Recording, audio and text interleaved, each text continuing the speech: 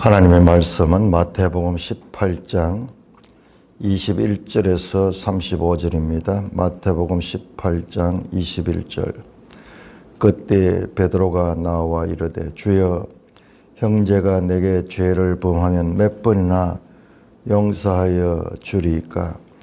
7번까지 하오리이까? 예수께서 이르시되 내게 이르노니 7번뿐만 아니라 7번을 7번까지라도 할지니라. 그러므로 천국은 그 종들과 결산하려 하던 어떤 임금과 같으니 결산할 때에 10,000달란트 빚진 자 하나를 데려오면 갚을 것이 없는지라. 주인이 명하여 그 몸과 아내와 자식들과 모든 소유를 다 팔아 갚게 하라 하니 그 종이 엎드려 절하며 이르되 내게 참으소서 다 갚으리이다 하거늘 그 종의 주인이 불쌍히 여겨 놓아 보내며 그 빚을 탕감하여 주었더니 그 종이 나가서 자기에게 백다 내려오는 빚진 동료 한 사람을 만나 붙들고 목을 잡고 이르되 빚을 갚으라 하며 그 동료가 엎드려 간구하여 이르되 나를 잡아 나에게 참아 주소서 갚으리이다 하되 허락하지 아니하고 이에 가서 그가 빚을 갚도록 옥에 가두거늘 그 동료들이 그것을 보고 몹시 딱하게 여겨 주인에게 가서 그 일을 다 알리니 이에 주인이 그를 불러다가 말하되 악한 종아 내가 빌기에 내가 내 빚을 전부 탕감하여 주었거늘 내가 너를 불쌍히 여김과 같이 너도 내 동료를 불쌍히 여김이 마땅하지 아니하냐 하고 주인이 노하여 그 빚을 다 갚도록 그를 옥졸들에게 넘기니라. 너희가 각각 마음으로부터 형제를 용서하지 아니하면 나의 하늘 아버지께서도 너희에게도 이와 같이 하시리라. 하나님 아버지, 은혜를 감사합니다.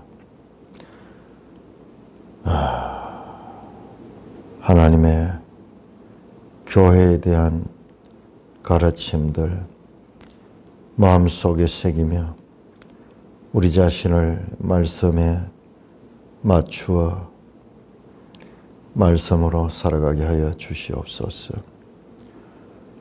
우리 주 예수 그리스도의 이름으로 감사하며 기도드리옵나이다. 아멘. 자, 19장 1절을 보세요. 19장 1절 보면 예수께서 이 말씀을 마치시고 갈릴리를 떠나 요단강 건너 유대 지경에 이르셨다. 이 말씀을 마치시고, 이 말씀이 뭐냐 그러면 18장 전체입니다.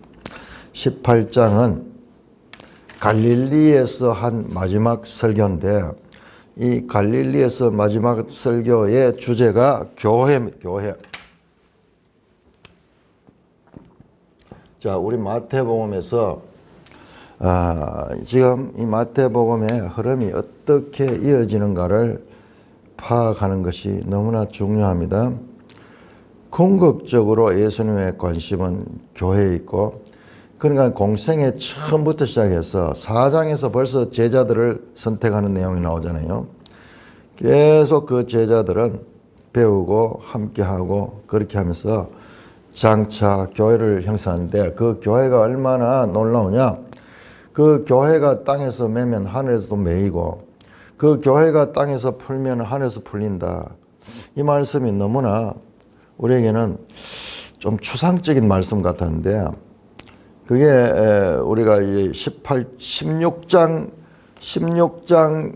19절에서 그 말씀이 나오고 그 다음에 18장 17절에도 교회 말씀이 나오고요. 이어서 18장 18절에 보면은 무엇인지 너희가 땅에서 매면 하늘에서도 매일 것이요 무엇이든지 땅에서 풀면 하늘에서 풀리리라. 저는 이 제목을 가지고 그림을 그려가지고 그 그림으로 뭐 돈도 많이 벌었습니다만 너무 멋있는 거예요. 말씀이 그냥 땅에서 매니까 하늘에서 매이고 그랬는데 사실 그 의미를 진정으로 깨닫기는 제대로 깨닫지 못했어요. 이걸 좋아해 사람들이. 그래서 이 그림을 좋아해가지고 어느 목사님이 또 주문해가지고 팔기도 하고 그랬는데 무엇에 그 방점을 뒀냐고 하면 이야 이만큼 교회가 능력이 있다는 거예요. 교회가 권세 있다는 거예요. 너무 권세 있잖아요. 그러니까 교회를 절대화하고 교회를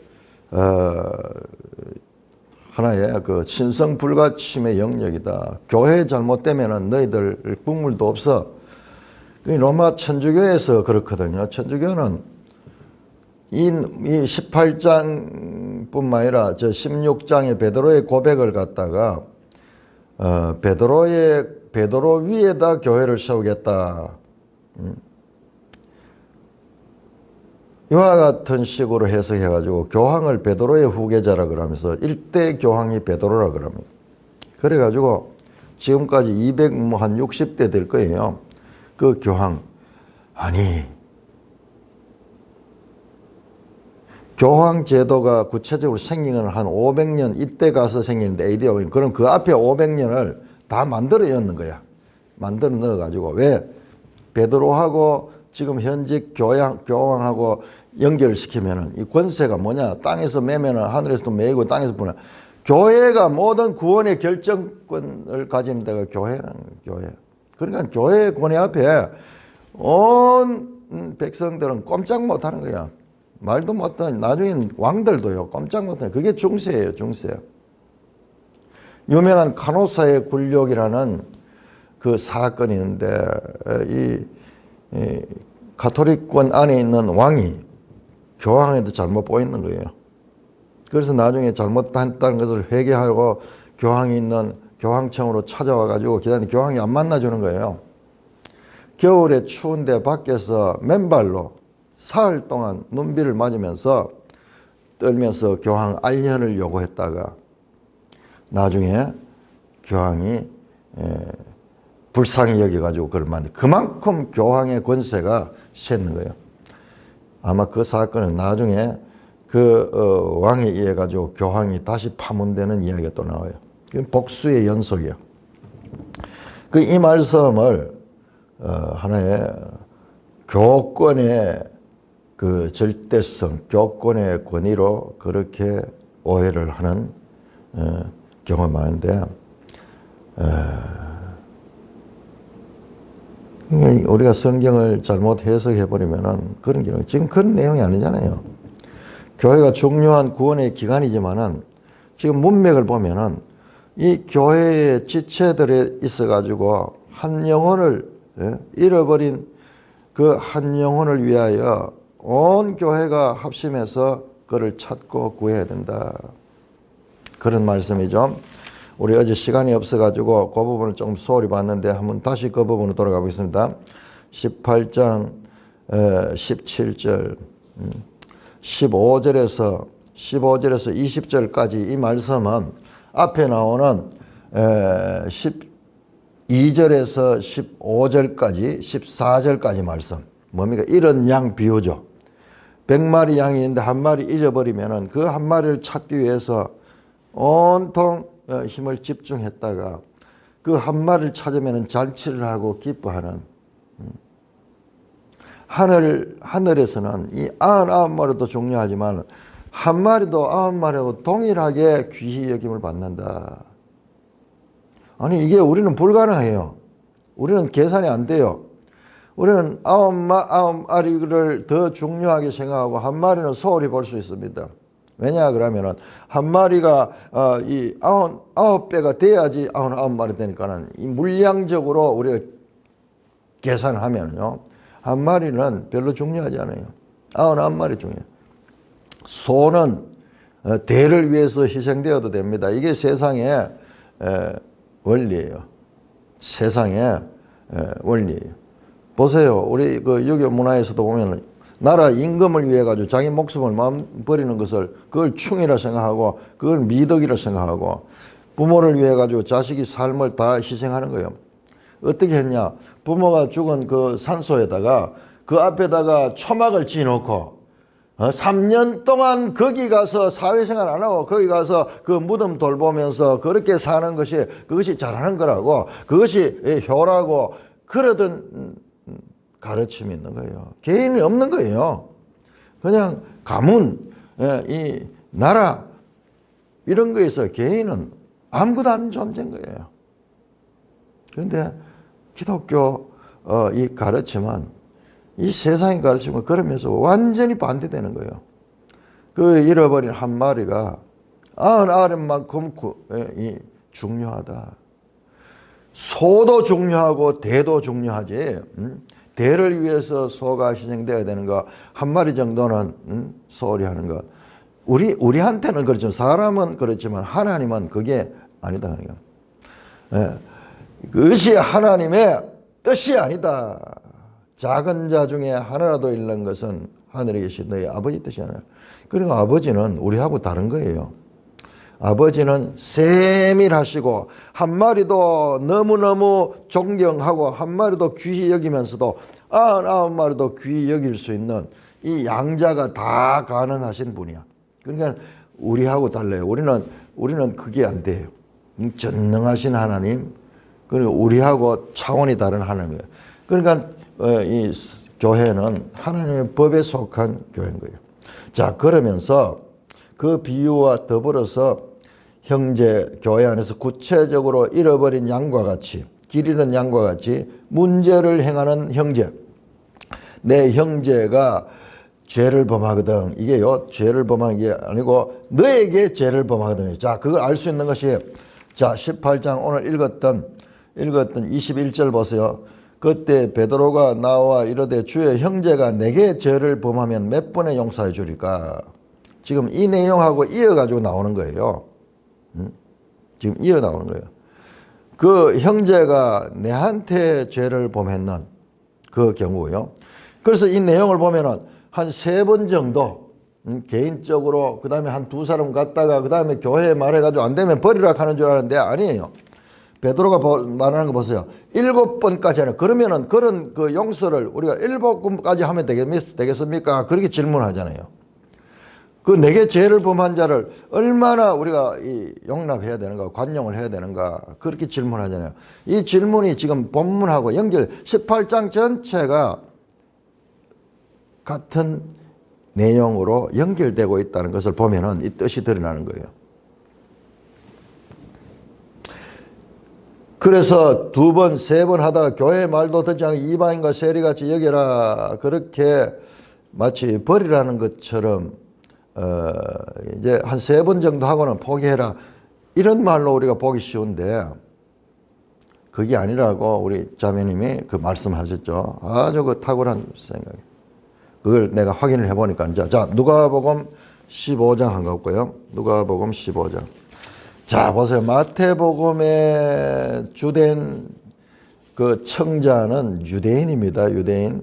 누가복음의 주된 청자는 이방인들이에요. 누가 자신도 이방인이잖아요. 자, 제일 먼저 15장 전체가 잃어버린 것을 찾는 비유인데 15장 1절부터 7절까지 보시면요.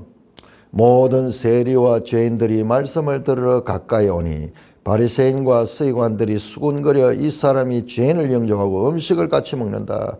자, 세리와 죄인과 그 다음에 바리새인들이 대립됩니다. 예수께서 그들에게 이 비유로 말씀하시되 너희 중에 어떤 사람이 양 100마리가 있는데 그중 하나를 잃으면 99마리를 덜에 두고 그 잃은 것을 찾아내기까지 찾아다니지 아니하겠느냐. 또 찾아낸 적 즐거워 어깨에 메고 집에 와서 그 벗과 이웃을 모으고 말하되 나와 함께 즐기자. 나의 잃은 양을 찾아내었노라 하리라. 내가 너에게 이르노니 이와 같이 죄인 한 사람이 회개하면 하늘에서는 회개할 것 없는 의인 99마리로 말미암아 기뻐하는 것 더하리라. 여기는 이방인들과 죄인들을 세리와 같은 그런 버림받은 자들을 지금 가리키는 거예요. 그러니까 이 18장 17절 말씀이 포기하라는 말이 아니에요. 포기하라는 말이에요.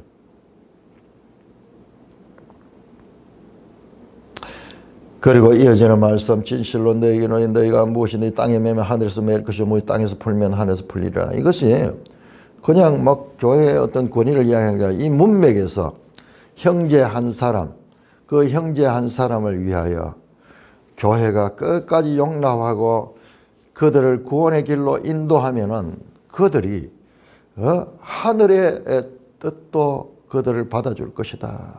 그 말입니다. 그 말이고, 그 다음에 19절에 진실로 다시 너에게 너희 중 두 사람이 땅에서 합심하여 무엇이든지 구하면 하늘에 계신 내 아버지께 그들을 위하여 이루게 하시라. 우리는요, 이 말씀을 얼마나 좋아합니까? 이 말씀을 많이 인용하죠. 문맥을 떼버리고 두세 사람이 모여가지고 하나님께 기도하면은 그 하나님께서 그 기도를 다 들어주신다.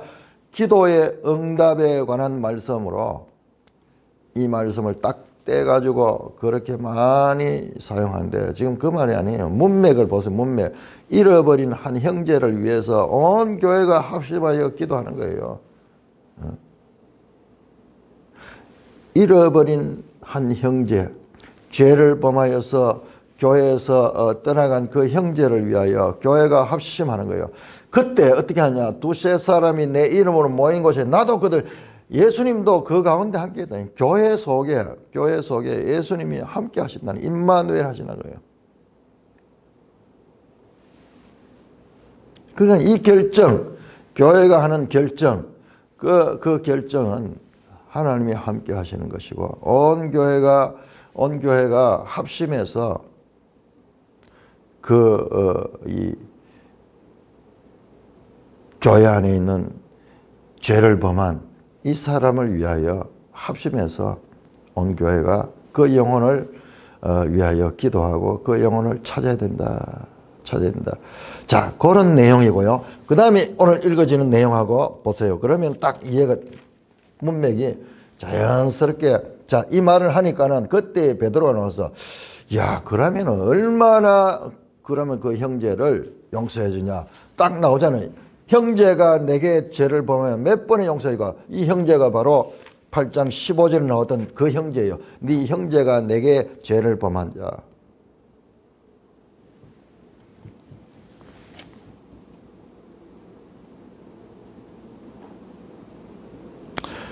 일곱 번까지 하니까 일곱 번은요 엄청난 내용이에요. 보통 3세판, 우리 매일 성경 해설에도 나오는데, 그 당시에 유대 랍비들은 한 3번까지 용서해 주라. 우리도 어릴 적부터 많이 가서 3세판이다 계산하면서 3세판 3번까지는 봐준다.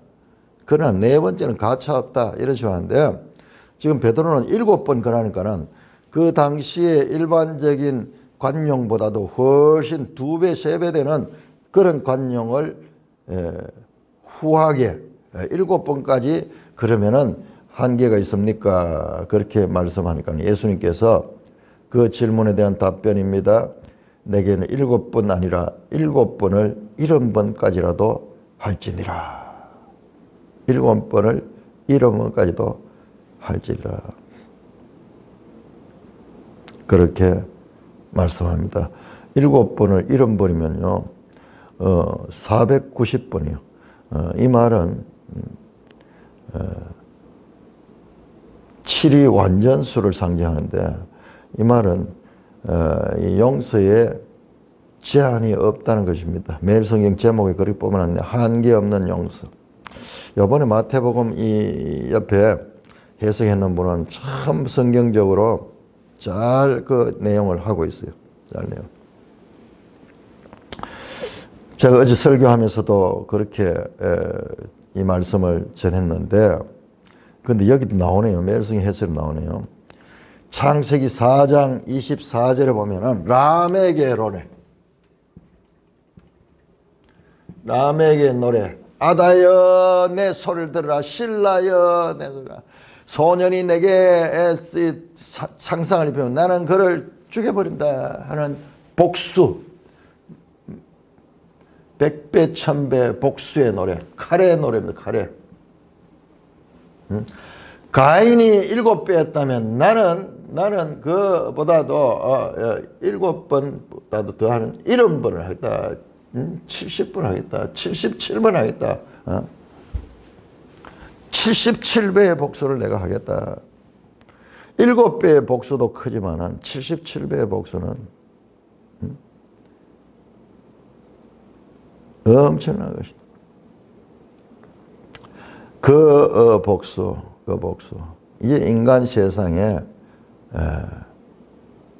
만연되어 있는 복수의 화신이 바로 라메. 이게 하나님 없는 죄인들의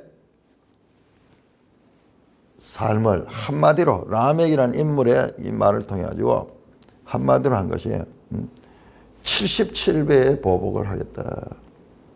저 북한 같은 경우는 1000배, 10,000배 하겠다. 그들의 입에는 늘 복수밖에 없어요. 1000배, 10,000배 복수하겠다. 100배 복수하겠다. 그런데 예수님은 7번을 70번까지라도 이보다도 더 큰 용서를 말씀하고 있습니다. 원수 갚는 것이 내게 있으니 너희는 원수를 갚지 마라. 우리가 원수를 갚으면은 내가 내 문제에 대한 원수를 갚고 내 부모에 대한 원수를 갚기 시작하면은 그쪽의 상대방도 마찬가지요. 전부 자기 중심적이기 때문에 내가 봤을 때 내가 모든 것이 피해를 받는 것 같지만은 내가 복수하면 상대방이 이제 피해자가 돼요. 그러면 그는 또한 복수를 할 것이고 또 복수를 할 거예요. 이것을 가장 원하는 것이 누구냐? 그러면 이것이 바로 사탄이에요. 오늘날 보세요. 오늘날 저 좌파 운동권은 끊임없이 화해가 없잖아요. 일본하고도 계속 악한 감정, 원수를 맺으면서 계속 원수 맺기를 부풀리고 있습니다. 지금 시간이 얼마나 지났는데도 우리는 그러면은 그렇게 순백해, 그렇게 깨끗하고 우리는 이 결함이 없는 존재들입니까? 착각하는 거예요. 남을 악으로 절대화시키고 나면 자기가 선인이 되는 거예요. 자기도 모르게 그래 되는 거예요. 사실상 일본으로부터 당한 그와 같은 고통도 많았지만요. 우리 민족에게 행한 그 고통이 더 큽니다. 조선시대에 양반, 상놈, 전부 신분 차별해놓고 얼마나 무시하고 얼마나 짓밟고 얼마나 인권을 모독하면서 그 인간들을 인권이라는 게 어디 있었어요? 인권이라는 게 어디 있었습니까? 그런데 그런 것은 아무것도 아니고 단지 외적에게 당한 그것만은 마치 이 세상에 우리는 순결하고 우리는 아무런 이 악이 없는데 그 일본이 악이라서 우리가 그 당했다. 그 생각만 계속 확대 재산시키게 만드는 그런 선동하는 무리들이 있는 거기에 정치적인 이유가 있는 거예요. 속는 거예요. 자기 자신도 속는 거예요.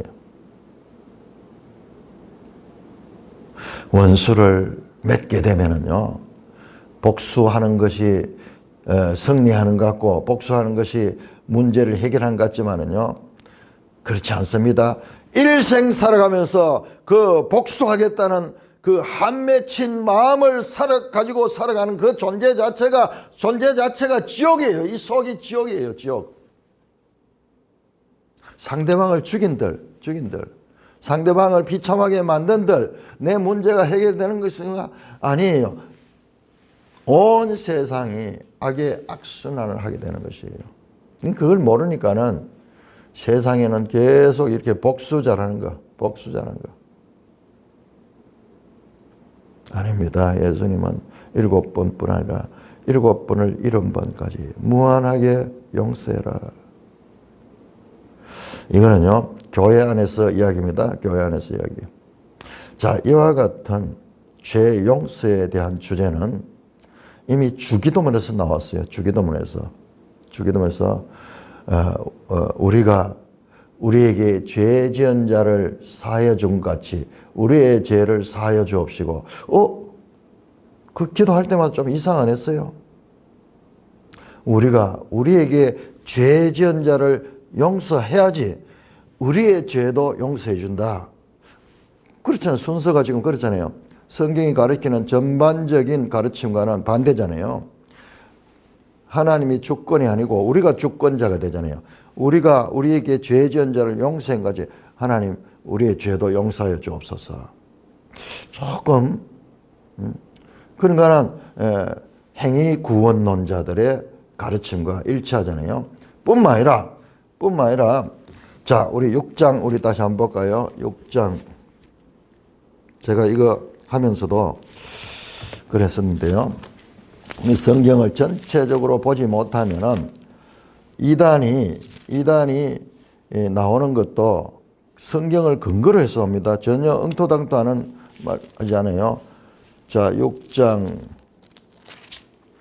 14절, 15절 보시면은 6장 13절까지가 주님이 가르친 기도거든요. 그 다음에 그 기도가 끝난 후에 다시 못 박아요.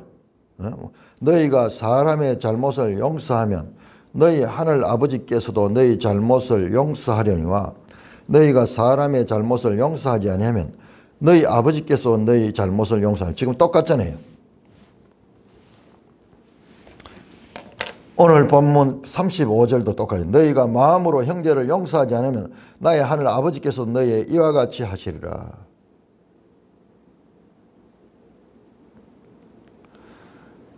내가 먼저 용서를 할 때 용서를 받는다. 그러면은 용서의 근거가 나의 용서, 나의 의가 돼.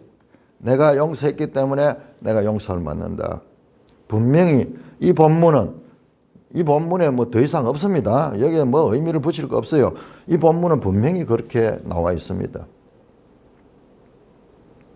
자, 그런데 이 오해를 풀 수 있는 것이 오늘 예수님께서 이어지는 비유의 말씀입니다.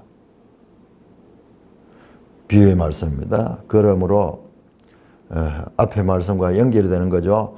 예수님께서 말씀하신 7번을 70번까지 용서해라는 말씀을 설명하는 비유예요.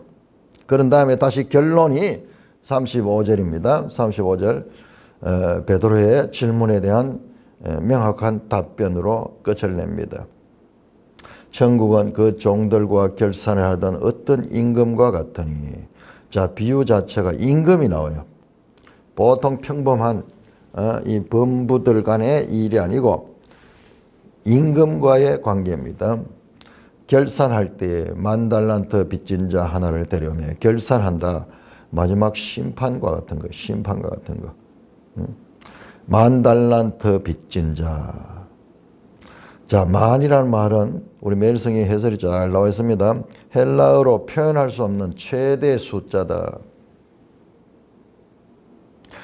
한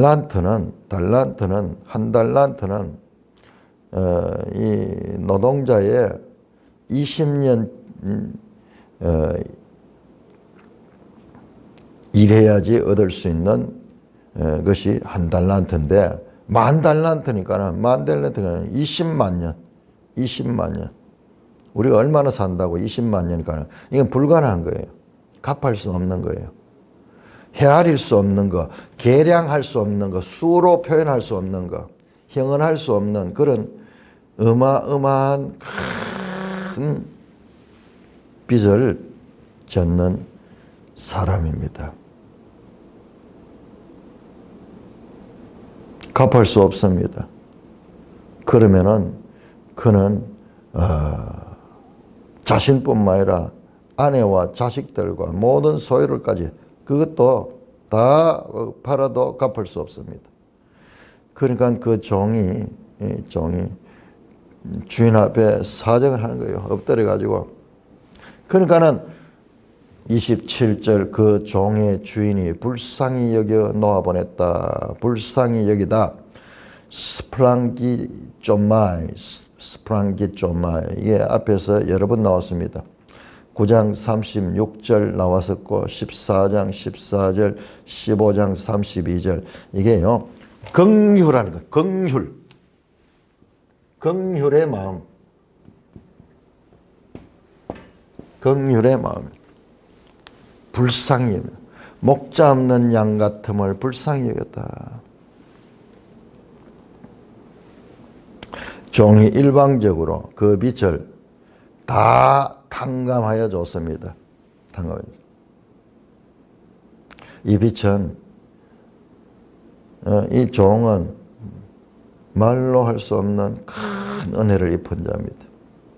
그런데 그 종이 나가서 자기에게 100데나리온 빚진 동료 한 사람을 만나. 100데나리온은 한 데나리온이 노동자의 1일 품삯이니까는 한 석 달치 정도 됩니다. 석 달치 됩니다. 우리가 평균 한 300만 원 받는다 그러면은 한 900만 원, 1000만 원 정도 적지 않은 돈이. 동료 한 사람. 자, 동료로 나옵니다. 빚진 동료. 순둘로스. 이 사람이 종이잖아요. 둘로스거든요. 근데 이 종이란 말은 그냥 종이 아니고 여기서 신하, 임금의 신하. 그 고위 관직에 있는 사람이에요. 근데 같은 동료를 만났어. 목을 잡고 이르되 빚을 갚아라. 긍휼 없이 자비 없이 아주 혹독하게 독촉을 합니다. 그 동료가 엎드려 간구하여 이르되 나에게 참아주소서 갚으리이다. 내가 갚겠습니다. 그런데 이건 얼마나 무자비한지 허락하지 아니하고 그 동료의 이 부탁을 듣지 아니하고 그 빚을 갚도록 옥에 가둬버려. 옥에 가둬버려. 아주 혹독하게 인정머리라고는 전혀 없이 그렇게 했습니다. 그 동료들이 그것을 보고 몹시 딱하게 여겨 주인에게 가서 주의 사람들이 봐도 여기 또 동료들이 그 동료들. 자, 여기에 동료가 강조되는 것이 이게 지금 교회잖아요. 교회 형제 자매들 같은 이 지체들이라 하는 것이 강조됩니다. 그것을 보고 몹시 딱하게 여겨 주인에게 가서 이를 다 알리니. 앞에는 임금으로 나왔고 여기는 주인이라고 나옵니다. 절대 권세자이죠. 그의 주인이 그를 불러더만 악한 종아 내가 빌기에 내가 내 빚을 전부 탕감하여 줬거든. 네가 내한테 빌기에 내가 불쌍히 여기서 빚을 다 탕감하여 너는 내가 너를 불쌍히 여긴 것 같이 또 나오죠. 스플랑겠죠. 불쌍히 여긴 것 같이 네 동료를 불쌍히 여김이 마땅하지 아니하냐. 당연히 그렇게 해야 된다. 왜? 너는 큰 빚을 탕감받은데 네한테 빚진 자에 대해서 그렇게 잔인하게 혹독하게 대하는 것은 그것은 마땅한 것이 아니다. 그러고 주인이 녹하여 그 빚을 갚도록 그를 옥졸에게 넘겼다. 옥졸은 고문하는 사람이 넘겨가지고 그가 이제 은혜가 무효화되어 버렸어요. 근데 이 비유입니다. 비유인데 이 비유를 또 잘못 해석하면은 야, 한번 하는 그 용서해 줬는데도 다시 그 용서를 취소할 수 있구나 이런 식으로 보게 되면 우리 믿음이 또 흔들리게 돼요. 믿음이 흔들리는데 자, 그런 긴장감은 가지는 게 좋아요. 그런 긴장감을 가지라고 예수님께서 의도적으로 하신 것 같아요.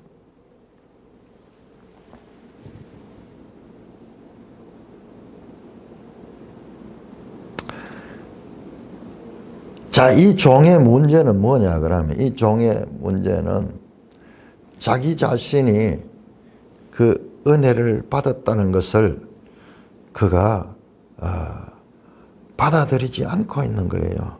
왜냐 그러면 그것을 받아들였다 그러면은 마땅히 자기에게 이 빚진 자에 대해서도 그것을 표현하게 된다는 것입니다.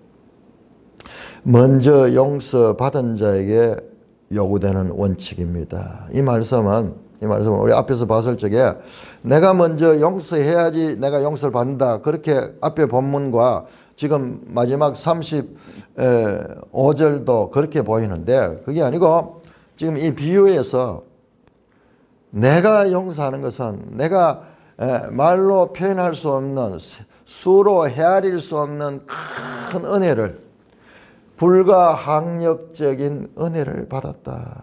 내 힘으로는 어찌할 수 없는 그와 같은 큰 은혜를 받았다. 형제를 진심으로 용서하지 않는 사람은 하나님의 용서를 진심으로 받아들이지 않는 사람이므로 결국 하나님의 용서가 없을 것이라는 말이다. 비유하고 문맥을 다 보시면요, 자기가 용서받는 것을 진정으로 그가 믿지 않으니까는 이와 같은 행동이 나오는 거예요. 하나님의 용서를 아는 사람은 진심으로 형제를 용서해야 된다는 필연적인 교훈입니다.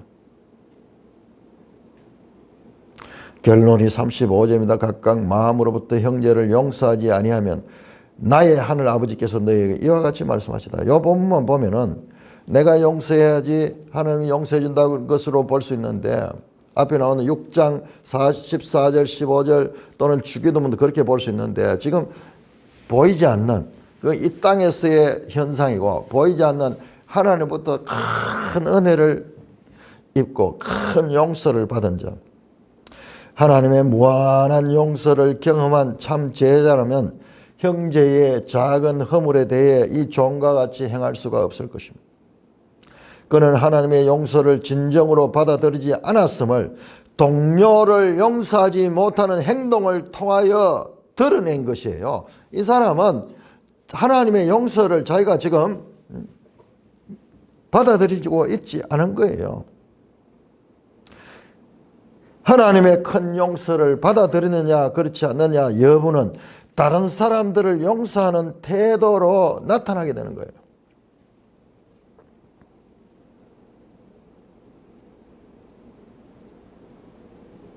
그리스도인의 행동이 그리스도인의 신분을 입증하는 것입니다.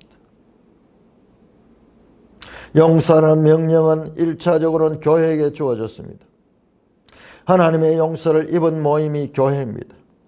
교회의 본질은 긍휼의 마음으로 형제와 자매들을 용서하며 다 같은 죄인들로서 용서함을 받은 그 무리들의 모임이 교회다라는 것을 알고, 이 18장 전체를 요약하면요, 교회 안에서 큰 자가 누구냐? 큰 자가 작은 자고 섬기는 자고, 큰 자는 자기를 크다고 생각하는 자는 작은 자다. 역설이에요, 역설. 그리고 많은 수가 큰 것이 아니라 작은 수도 잃어버린 그 하나도 그 많은 것과 동일한 가치를 가진다. 이거 우리는 이해가 안 돼요. 이 가르침은. 그러니까는 이 가르침은 세상의 가르침과 너무나 반대되기 때문에 헬라인들이 보고 세상 사람들이 보고 이와 같은 주님의 제자들의 삶을 미련하다 어리석다 그렇게 표현하잖아요. 헬라인에게는 미련한 것이요, 유대인들에게는 무시받는 그와 같은 행동, 이 역설적인 가르침, 이게 산 위의 동네처럼, 다음에 등불처럼 사람들에게 다 보이는, 너무나 특이하니까 교회 안에 한 형제가 얼마나 귀한지, 그 형제가 구원받기 위해서 온 교회가 힘써서 기도하고 그가 돌아오기를 바라고, 그리고 그에 대한 용서는 한없는 용서가 이루어져야 될 것이다. 너희가 긍휼히 여기는 자는 긍휼히 여김을 받을 것이다 라는 그와 같은 팔복에 나오는 그 말씀에 지금 이 1만 달란트를 탕감받은 종은 그것을 행하지 못하고 있는 거예요.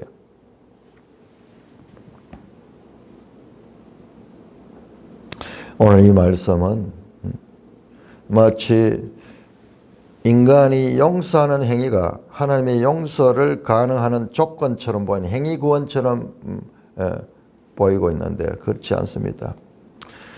어제 우리 오후 모임에서 우리 홍영재님이 참 그 이야기했는데 너무너무 놀랐어요. 자기가 오늘 설교도 자세히 들어보고 성경을 자세히 보니까 결국 행위구원이냐 은혜구원이냐 그 차이다. 그렇습니다. 그래요. 그러니까는 그 행위구원이냐 은혜구원이냐 이 출발점이 모든 신학적인 그와 같은 분기점이 된다. 분기점이 된다. 자, 우리 16장 23절 말씀. 자, 베드로가 뭐냐 그러면 행위구원의 출발이 어디냐 보세요. 행위구원과 은혜구원의 출발이 어디냐. 그게 바로 여기에 나오고 있어요. 16장 23절. 예수님께서 예루살렘에 올라가 장로들과 제사장들과 그리고 종교 지도자들에 의해서 고난을 당하고 십자가에 달려 죽으시겠다 그렇게 말씀하자 베드로가 황급하게 결코 그럴 수 없습니다. 그런 다음에 그 길을 가면 안 됩니다. 그렇게 하니까 예수님께서 말씀하셨어요. 베드로에게 이르시되 사탄아 네 뒤로 물러가라. 자, 이건 사탄이 하는 짓과 똑같은 거야. 너는 나를 넘어지게 하려고 한다. 내가 하나님의 일을 생각하냐고 도리어 사람의 일을 생각한다. 바로 여기에 출발하는 거예요. 자, 베드로는 사람의 일을 지금 생각하고 있는 거예요. 이것이 바로 행위구원이에요. 행위구원. 하나님의 일을 생각하는 것은요, 바로 하나님의 주권적인 은혜에 대한 믿음을 가지고 나가는 거예요. 성경에서 앞에서도 나왔습니다. 사람의 계명과 하나님의 계명, 사람의 일과 하나님의 일. 이것은요, 신학적으로 4세기경에 있었던 그 어거스틴과 펠라기우스 논쟁의 이 출발이 바로 이거예요. 바로 이거예요. 그런데 이 성경을 잘못 보면은요, 용서도 내가 용서해주지 내 행위가 정당한 것 같지만은 그러나 오늘 더 큰 전제가 있잖아요. 내가 1만 달란트 하늘부터 이 용서함을 받았다는 이 전제 보이진 않아요. 이 전제가 문제예요. 은혜 구원. 자세히 보면은 모든 것이 다 그런 신학적인 분기점도 다 그리고 여기에서 나오는 게 여기 사람의 일을 따라 생각하는 신학이 바로 해방 신학이고 그리고 이것이 바로 펠라기우스, 아르메니우스 그리고 로마 카톨릭의 신학이고 그 다음에 모든 세상 종교가 전부 여기에 속해 있어요. 인본주의. 교회 안에는 인본주의가 있을 수 없는데 교회 안에 인본주의가 부젓이 들어앉아가지고 자유주의 신학도 마찬가지고 어제 우리가 나눴던 십자가에서 그 칼바르트나 본 헤퍼 이런 사람들의 노선이 이쪽이에요. 이쪽. 안병무, 서남동 그 전부 그쪽이에요. 그만큼 수적으로 보면은 이 인본주의적인 행위구원론자들이 교회 안에 득실하고 있는 거예요. 그런데 놀랍게도 한국 교회는 그런 면에서는 신학계가 보면은 이 은혜의 입장에서는 신학교가 거의 대부분이에요. 그런데 실제 내용에 들어가 보면은 구호는 그런데 실제 내용은 이 행위구원적인 그런 요소들이 얼마나 많은지 몰라요. 그만큼 이 베드로가 행했던 이 말씀, 자신의 하나님의 구속사적인 뜻은 모르고 자신의 경험과 자신의 판단을 따라서 하나님의 뜻을 지금 제안한 거예요. 이게 사탄이 하는 일이야. 하나님의 진정한 은혜의 구속의 복음을 막는 일이 바로 이거라. 우리 성경을 제대로 공부하게 되면은 교회 역사에서 나타나는 신학적인 이와 같은 분기점이 과연 이게 행위구원에 있느냐, 은혜 언약에 있느냐, 이것을 분별하면은 다 답이 나와요. 안식교 같은 경우에도 철저하게 행위구원에 있다고 하고 나는 그건 처음 들었는데 안식교는 예수님이 죄가 있다고 한대요. 예수님이 죄가 있다는 거예요. 자, 이와 같이 18장 전체가 교회에 주는 교회가 얼마나 예수님의 사이에서 중요한가 좀 교회의 제자들에게 가르치면서 교회의 그와 같은 지체들 간의 관계에 있어서 이와 같은 가르침을 지금 하고 있는 것입니다. 찬송가 311장입니다.